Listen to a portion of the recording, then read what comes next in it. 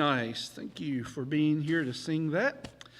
We're in 2 Corinthians chapter 11 as we continue our journey through the book. Welcome those of you watching online. I heard Ken watches. So Ken, hi. He said he watches on Wednesday evenings. Steve, you're supposed to be watching. And Carol, you better be watching. And several others, so it's good to have folks tuning in. We are in the 11th chapter, and it brings us to a very interesting part of the book of 2 Corinthians. By this time, I feel like I really shouldn't have to give a whole lot of background, but whenever you miss a week, you feel like you're almost starting from scratch. But you know that Paul has established a church in Corinth, and then he, after being there 18 months, he left. And as soon as he left, some people came in, probably from Jerusalem, and they just started bad-mouthing Paul. And the result of all that has been that they have lost all confidence in Paul, but that they're also kind of changing their view of the gospel a little bit. Because these people who come in are very fond of making you dependent upon them. I couldn't help but to notice when I was gone last week, church just went on and didn't miss a beat. I just like, what happened? But actually that's the way it's supposed to be, isn't it? I mean, we're not supposed to be dependent upon any one person other than Jesus Christ. And so we're very blessed here at Vaughn Hill to have men and women that can step in and do all kinds of wonderful things.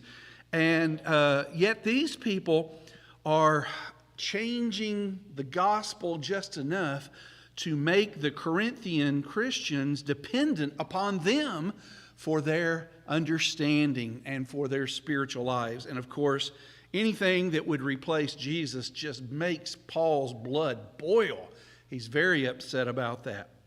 So he has been trying to correct their thinking. You know, when all you can do is communicate through a letter, that's challenging, isn't it? I mean, you want to be able to talk one-on-one with people. You want to be able to see their face so that they can see, you know, look into your eyes. But he's not able to do that. So he's communicating through this letter. And ultimately, his fear goes back to the 10th chapter. And I want to begin by beginning in verse 3. Chapter 10, verse 3, for though we live in the world, we do not wage war as the world does.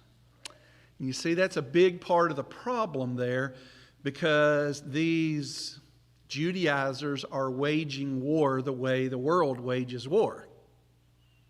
Okay? In other words, the strongest wins. In other words, the best speaker wins. In other words, the one with the most money wins. The one with the best speaking voice wins. It's not the one that is the humblest, the gentlest, the one that's trying to get your eyes off of him and on to Christ. And so he's concerned, and he says, we're not going to fight the way the world fights. Because if you want to fight the way the world fights, I understand why you follow the Judaizers or these false teachers. Or he's going to call them tonight super apostles, you know, in a very condescending way. Verse 4, the weapons we fight with are not the weapons of the world. On the contrary, they have divine power to demolish strongholds. We demolish arguments and every pretense that sets itself up against the knowledge of God, and we take captive every thought to make it obedient to Christ. And we will be ready to punish every act of disobedience once your obedience is complete. The problem that Paul is fearing is that their thinking is not spiritual thinking or godly thinking or Jesus thinking. Their thinking has become worldly thinking. And it changes who you are, folks, whenever you buy into that, whenever you follow that pathway. It changes who you are. And it still happens all the time. It still happens all the time. Churches think that they speak for Jesus when maybe they are not speaking for Jesus at all. The most recent illustration of this, and I will bumble this, so I got the gist of the story correct, I know, but there was a senator or a representative from one state, I don't even remember, I think on the East Coast, and she was going to the National Prayer Breakfast. But, hear me, her boyfriend tried to keep her in bed that day, that morning, and she said in an interview, and before this audience, my boyfriend wanted me to stay in bed, but I told him I've got to get to the prayer breakfast. Does anybody else catch anything that might be a little problem with that scenario? But see, here's the issue.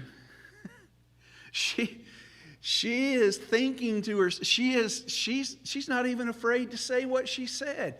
I am in bed with my boyfriend when I should be going to the prayer breakfast. She doesn't see anything wrong. She was amazed that people had a problem with that statement when it came out. But see, she has bought into worldly wisdom that says it's okay to shack up. That's just the way people save money. Or if they want to do it, they love the other person, of course. They always love the other person. It's okay to do. And they don't consult Scripture. They consult their feelings and their emotions. And it happens all the time. So what Paul is watching is he's watching people who have been given the mind of Christ, and they're exchanging that for worldly wisdom. And it is just eating him up. It's bothering him. How does the world play? The world plays, he who has the most toys wins. That's how the world plays. So if all of a sudden, how do I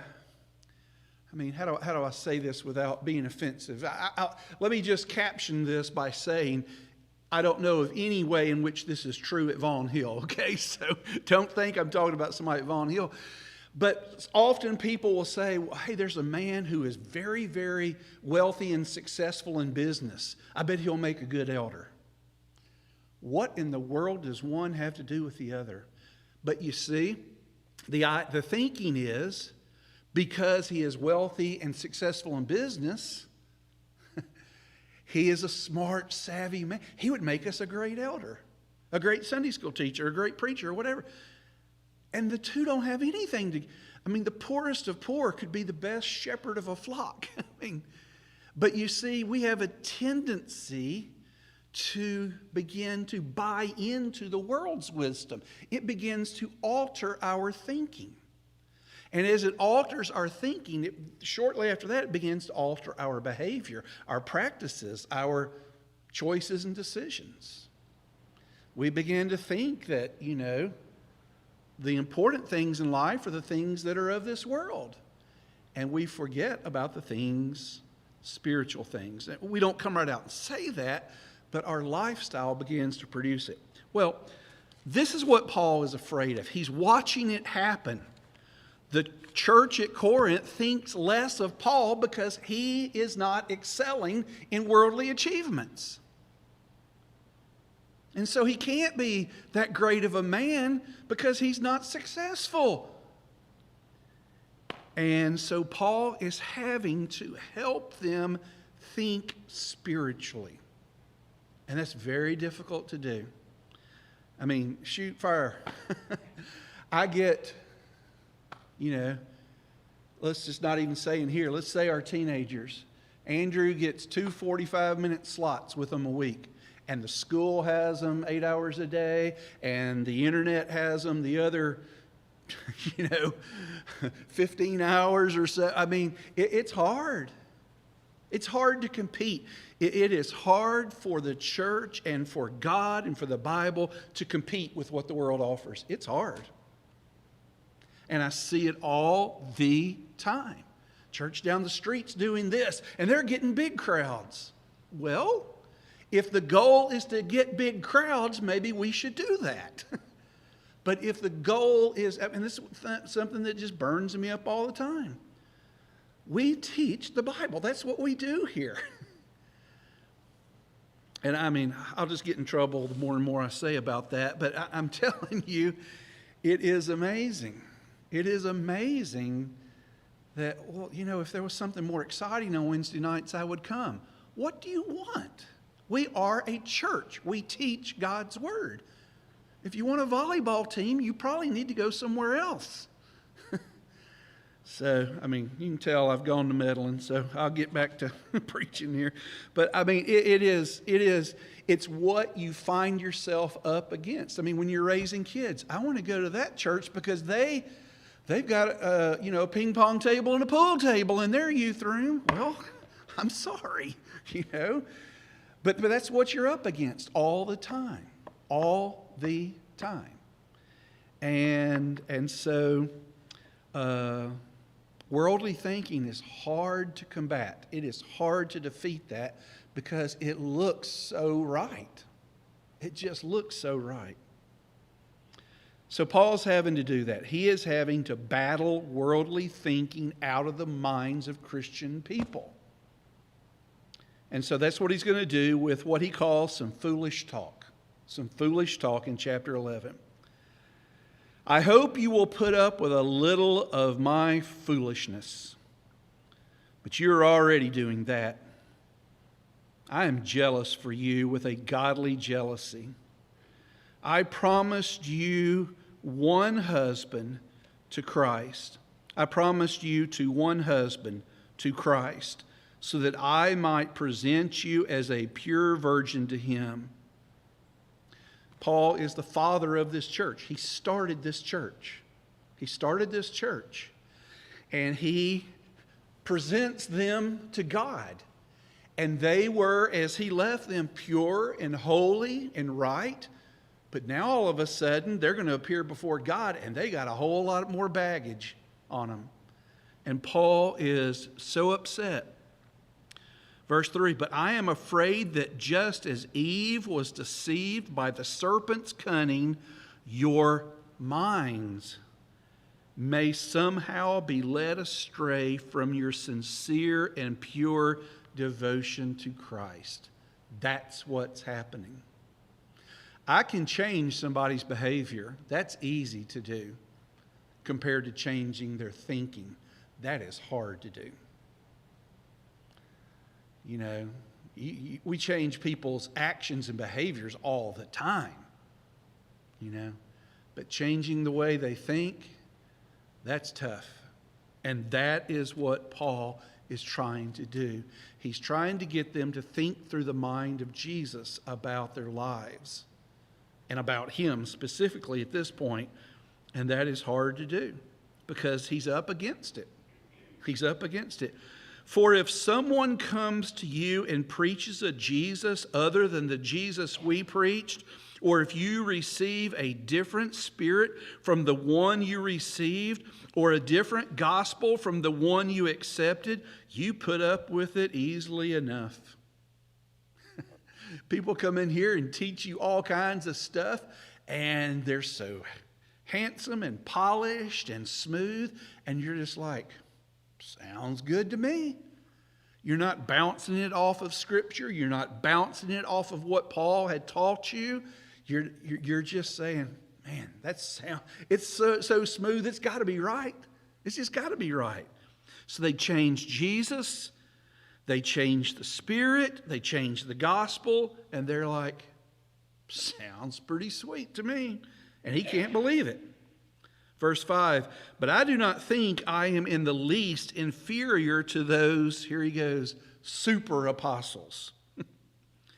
I might not be a trained speaker, but I do have knowledge. I admit I'm not a very good speaker, he says, but I do know what I'm talking about. We have made this perfectly clear to you in every way. So he is really challenging them about being so easily beguiled by the world, by smooth talkers, being taken in. And it happens all the time. I mean, Christian people who spend their lives focused on God and then all of a sudden take a turn in another direction. It's like Satan came in and just beguiled them. He just tricked them. He just, took away, it seems like, everything they ever valued or believed in or thought was holy and great. And then it just starts affecting the rest of your life. It affects your family. I mean, we've seen it here at Vaughn Hill. I've seen it every place I've ever been. Somebody that you could hang your hat on, that you depend upon, and all of a sudden something starts happening, and all of a sudden you look at them, and they're just different people. You're like, well, how did this happen? And it has an influence on your children and your grandchildren and everything else. And it's sad, but it is the world just getting the most of us. It's the world getting the best of us. Verse 7, was it a sin for me to lower myself in order to elevate you by preaching the gospel of God to you free of charge? Because you see, their perspective is Paul won't take any money, so it's obvious what he's saying isn't worth anything. And conversely, these new folks, these super apostles, they are laying a heavy bill on the people. They are charging them out the wazoo. They are, but you see, it's worth it. I mean, if it's expensive, are you one of those people? I have to fight this. I've got 2 items in my hand, and this one cost a little bit more than this one. And so I have a tendency to say, well, this one must be better because it costs more. And that's goofy thinking. But that's kind of what he's having to deal with. He wasn't a burden to them at all. And so they're thinking, the super apostles are just coming right out saying, it's obvious he isn't worth anything. He can't even charge anything for his message. So he must not be much account. Well, he's going to address that. Verse 8. I robbed other churches by receiving support from them so as to serve you. Ouch. I robbed other churches. I had to take support from other churches just so I could stay here and minister with you. And when I was with you and needed something, I was not a burden to anyone. For the brothers who came from Macedonia, you remember them back in chapter 8 and 9, the poor churches in Macedonia, the poor people in Macedonia, they provided my needed funds for me to food, clothing, and shelter. For the brothers who came from Macedonia supplied what I needed. I have kept myself from being a burden to you in any way, and will continue to do so. As surely as the truth of Christ is in me, nobody in the regions of Achaia will stop this boasting of mine. Why? Because I do not love you. God knows I do. And I will keep on doing what I am doing in order to cut the ground from under those who want an opportunity to be considered equal with us in the things they boast about. So, what they're going in and talking about Paul, they're saying Paul is not worth anything because he can't even charge for his message. That sounds so crazy to us, but that's what was happening. That is exactly what was happening. For such men, he says, are false apostles, deceitful workmen, masquerading as apostles of Christ. And no wonder, for Satan himself masquerades as an angel of light. It is not surprising then, if his servants masquerade as servants of righteousness, their end will be what their actions deserve. They're going to get theirs. That's that. But don't let it hurt you. Don't let it bring down your salvation as a result of falling in line after these false teachers. So Paul is acknowledging his weaknesses, his deficiencies. But listen, isn't humility and meekness a part of who we're supposed to be? Doesn't that kind of follow the pathway of the type of person we're supposed to be? But see, to these super apostles, those were weaknesses.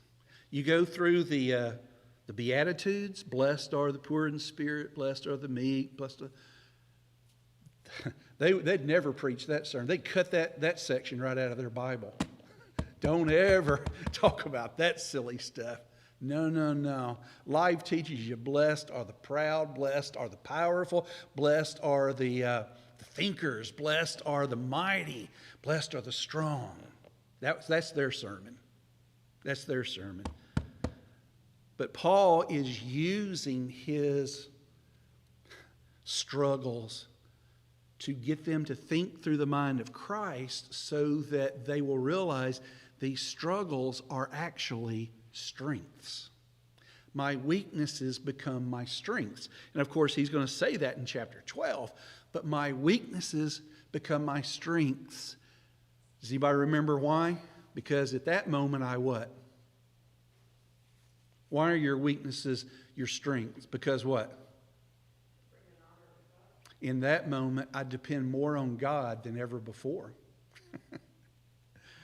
These super apostles, they don't depend upon God. They depend upon their degree and their, being able to brag about who their dad is or their mom is or something silly like that,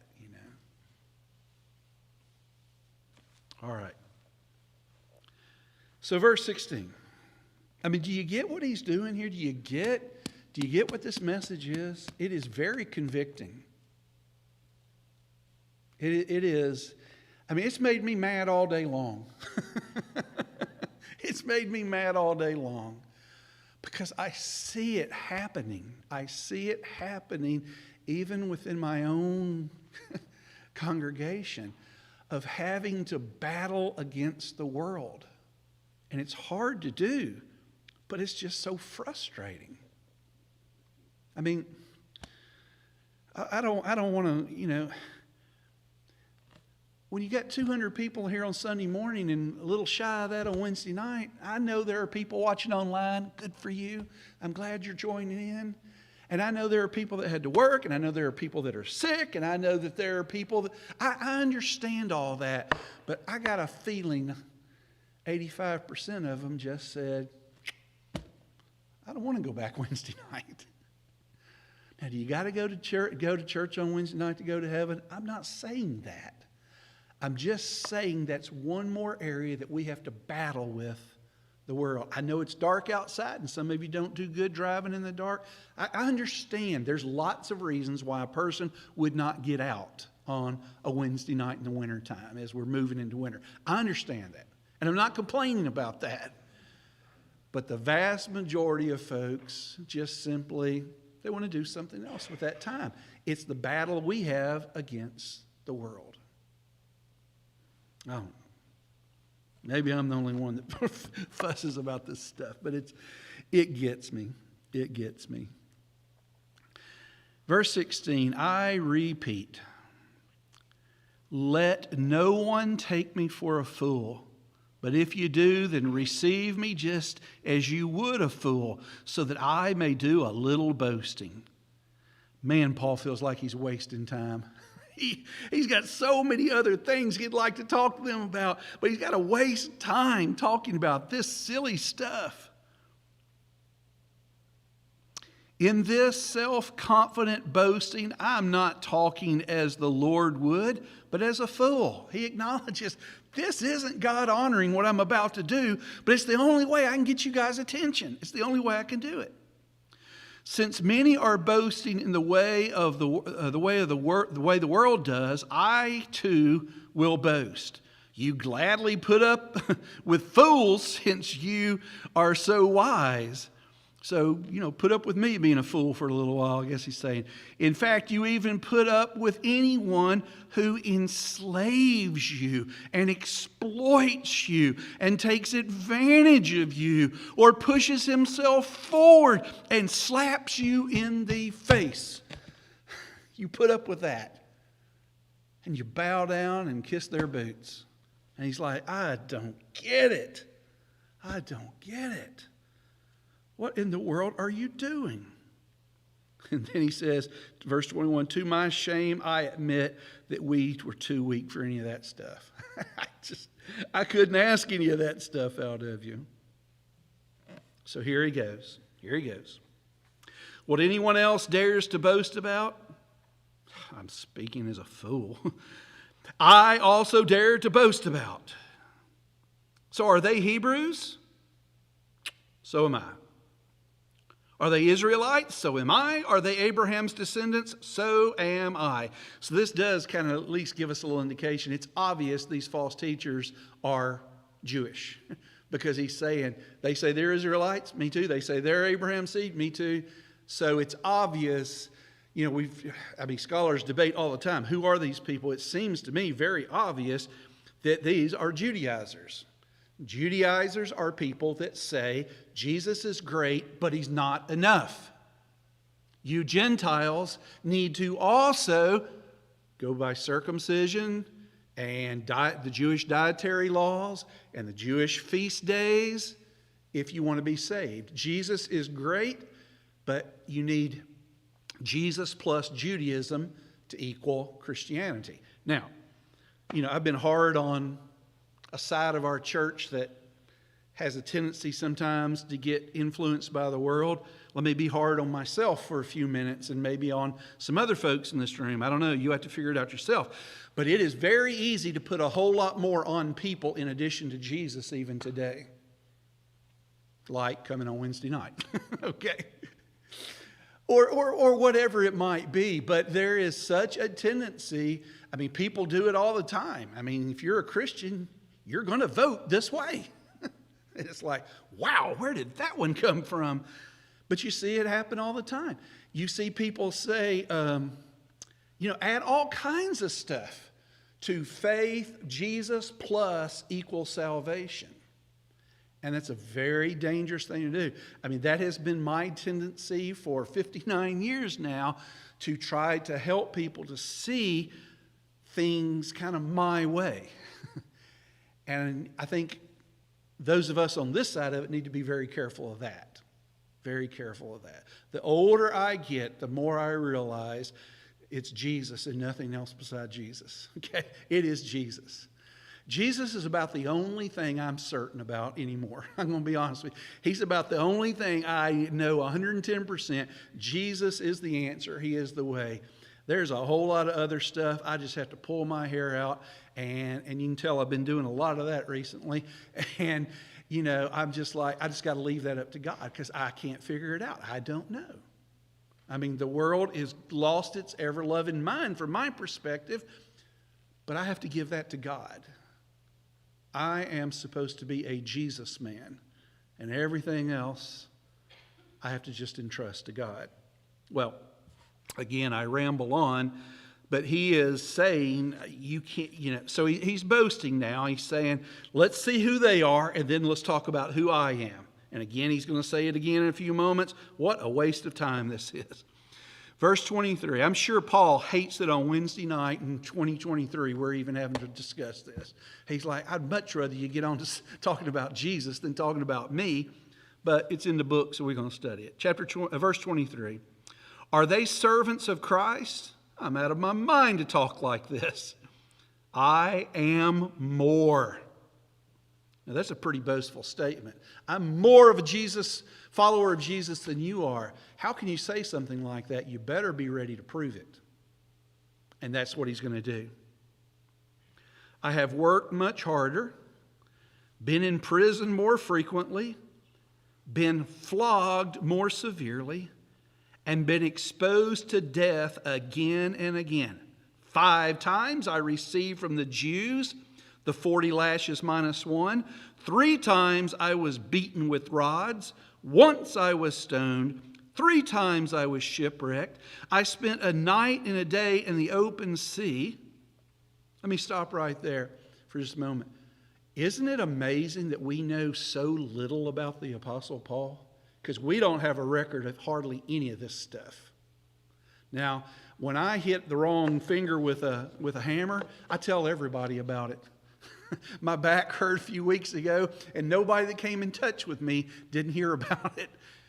Paul has experienced, we've got a shipwreck, in the book of Acts, but he says this has happened, multiple times. 3 times. 3 times beaten with rods. We really don't know anything about that stuff. He didn't even tell us about it, except for right here, but we don't even have that story. Spent a night and a day in the open sea, and we don't know anything about it. It's amazing. It just shows two things. First of all, we know very little about Paul because we don't have a historical record of any of that stuff. But secondly, and more importantly, it shows that that was not Paul's story. Paul's story was Jesus. He just wanted people to know about Jesus, not all this stuff he has had to go through. Well, he ain't done. Hold on. Verse 26, I have been constantly on the move. I have been in danger from rivers, in danger from bandits, in danger from my own countrymen, in danger from Gentiles, in danger in the city, in danger in the country, in danger at sea, in danger from false brothers. I have labored and toiled and have often gone without sleep. I have known hunger and thirst and have often gone without food. I have been cold and naked. Besides everything else, I face daily the pressure of my concerns for all the churches. Who is weak? And I do not feel weak. Who is led into sin? And I do not inwardly burn. Paul, we don't have a record of any of that stuff, really. I mean, a few of them, you know. He'll even talk about one again in just a few moments. But we really don't have a record of that because all he wanted people to know was Jesus Christ and Him crucified. He'll say in the book of Galatians, I only have one thing to boast about, and that's the cross. That's all I have to brag and boast about. Any of these things would have happened to me, I'd have written a book about it. And they happened to him repeatedly, and he doesn't care about talking about any of it. We don't have the record of it. Now, I think his point is this. These super apostles that you're so amazed and oppressed with, they wouldn't go through one of these things for the sake of Jesus. Not one of them.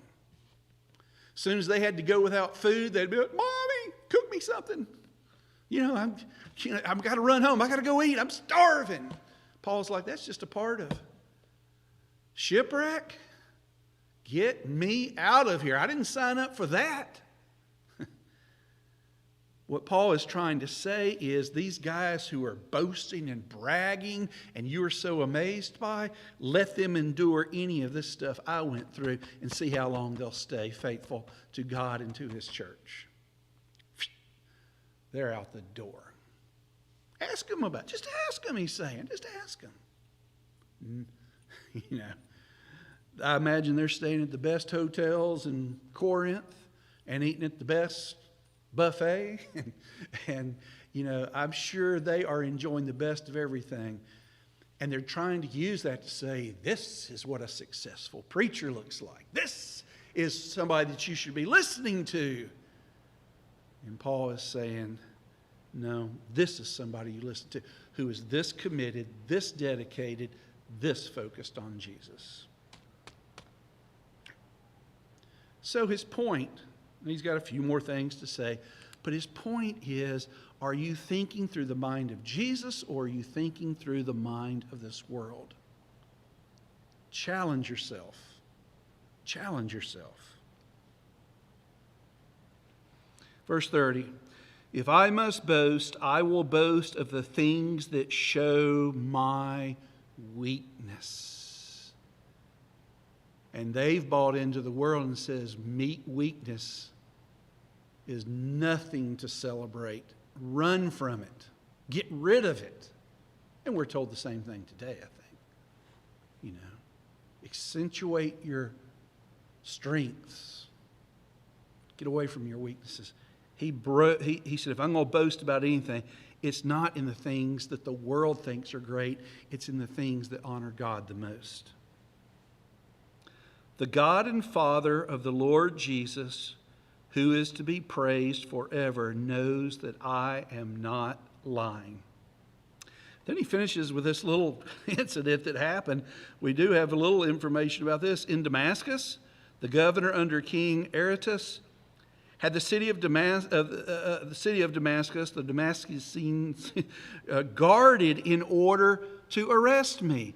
But I was lowered in a basket from a window in the wall and slipped through his hands. Seems like an odd way to finish up his little thing here, but he's simply giving one more example of what they would consider a weakness. But he illustrates it as, but God delivered me from this. God helped me with this particular moment. You know, what kind of a man is lowered in a basket over a city wall? Well, Paul says, I was. God, that was God helping me. So I hope that you can see Paul's concern. He's doing what we all have to do.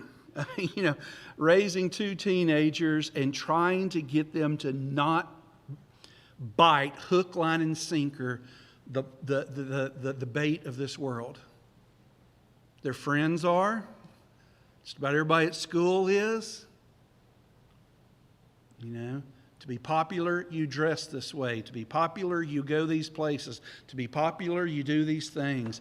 It is hard to raise your kids not to bite that bait.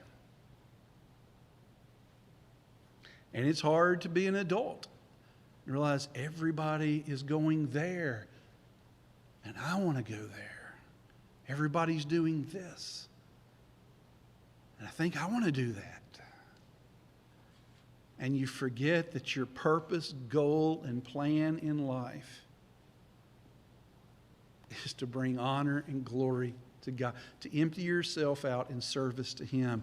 And the world looks at you and says, you've got every opportunity in your world to do this and do that. Why aren't you doing it? Because I want to be with my church on Sunday morning. Because I want to use the resources that I have for God's glory. And the world looks at you like, wow, what a fanatic, you know, something like that. Do you get what he's trying to say here? Do you get the battle that he has going on? It's tough because he can't even see him and tell him this. He's got to do it by a letter, and it's very hard to do.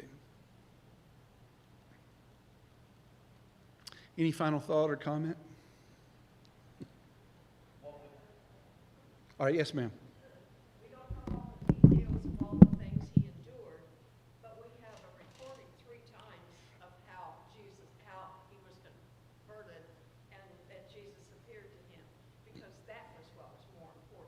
Yeah. I mean, what we do have is all about his interaction, his salvation, and with Jesus. Absolutely. He tells that story, and we got that one. It's a good point. Rob? In that chapter, 2 or 3 times he said that he boasts of his weakness. Mm-hmm. Man, what would our tomorrow look like if we were boasting of our weaknesses? Yeah. Yeah, I mean, absolutely. But you know, and I think about that in my own life and ministry. If I were to boast about my weaknesses, I think the idea is that then I would surround myself with people who have strengths where I'm weak, and together we're stronger. Right. You know, it's great. Ronald Reagan's great quote: "A great leader is somebody that surrounds themselves by great leaders, with great leaders." You know. A lot of leaders don't want anybody even potentially great around them because it might deflect away from their greatness. But great leaders understand where my weaknesses are. I'm able to bring in other people to accentuate those things to make me better and stronger. Yep, Dave? Just thinking, how many people could go through all what Paul did and not waver? Yeah, I mean, that is an excellent point you're making there. How many people could go through what Paul did, not waver?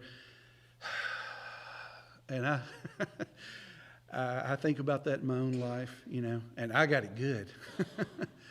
But boy, can I complain, you know, boy, can I complain. Don't ever get shipwrecked, Brian. Don't ever get shipwrecked. There's just no future to it, I don't think. Hey, I saw a great show one time about the first mate and the skipper trying to keep from getting I think it was a movie star and a scientist and a millionaire and his wife. And yeah, that was just a 3-hour. Yeah, hadn't you ever wondered, okay, so if there was a 3-hour tour, they went out an hour and a half and they came back an hour and a half, how lost can you get in an hour and a half off of the chart? You know, it's like, okay, we just digress. Hey, see you now on Sunday. Good to be with you tonight. Thanks a lot.